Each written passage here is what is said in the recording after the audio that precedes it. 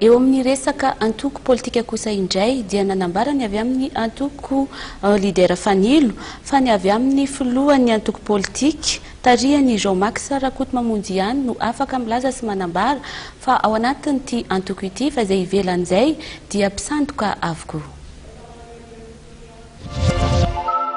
Ao anatin'ny hery ho an'ny fanovana ary mampiasa ny anarana lidera fanilo ny mpiaradia amin'ny Besa Zaferantoine toerin'ny Bureau National ny antoko lidera fanilo izany.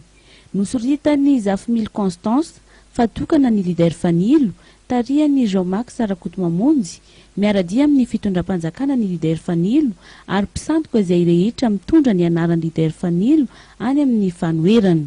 Tokana ny lidera fanilo dia ny lidera fanilo izay taritiny Jean-Max Rakotomamonjy izay lany tamin'ny Conseil national tamin'ny décembre 2012 ka sy tapitry io lasi amin'ny décembre 2017 ka izay olo mitony ny anarany lidera fanilo any ambadikany dia tsy marina io nilo non avenu ary olo dia olo mpisandoky ka me mampisandoky an'izay dia mialasegna efa azo torina.